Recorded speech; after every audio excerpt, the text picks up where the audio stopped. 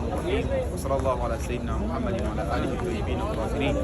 Allahumma salli ala Muhammadin wa ala Muhammad. Naam, kama baada ya kupata salatu subhi katika Masjid Nabawi hapa kwa bwana wetu Mtume Muhammad sallallahu alayhi wa alihi wasallam, ni huyu mtukufu wa daraja, rahmatan lil alamin, sayyidil wasiyyin, sayyidil anbiya wal mursalin.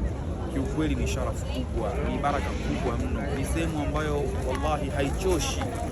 Yani tunawaonea wivu ambao wanaokuja hapa siku zote, kwa maana wamepata fursa na bahati ya kuwa wanamzuru Mtume Muhammad sallallahu alaihi wa sallam kila siku, na sisi ambao tumebahatika kwa muda mchache kuja hapa katika Masjidun Nabawi, na sisi tunajiona fahari kuwa ni miongoni mwa watu ambao wameweza kuidiriki salatu subhi katika maeneo haya, lakini pamoja na kuwa tumepata kumsalimu Mtume Muhammad sallallahu alaihi wa alihi wasallam. Tunamwambia kwa Allah subhanahu wa ta'ala, na nyie pia muweze kupata bahati hii ya kuja kumzuru Mtume Muhammad, ya kuja kumtembelea Mtume Muhammad sallallahu alaihi wa alihi wasallam. Kwa hakika ni jambo adhimu mno, na Mtume Muhammad hajafariki kwamba eti ni maiti kama maiti, hapana.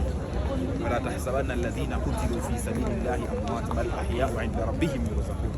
Usiwahesabie watu ambao waliokufa katika njia ya Mwenyezi Mungu Subhanahu wa Ta'ala kwamba ni maiti, bali wako hai na Mwenyezi Mungu anawaruzuku. Kwa hivyo Mtume Muhammad si maiti kama maiti zingine, bali yuko hai na Mwenyezi Mungu Subhanahu wa Ta'ala anamruzuku. Kwa hivyo tunapokuwa tunakuja kumsalimia, Allah Subhanahu wa Ta'ala anazifikisha salamu zetu, na yeye mwenyewe Mtume Muhammad anazisikia salamu zetu. Assalamu alaykum wa rahmatullahi wa barakatuh.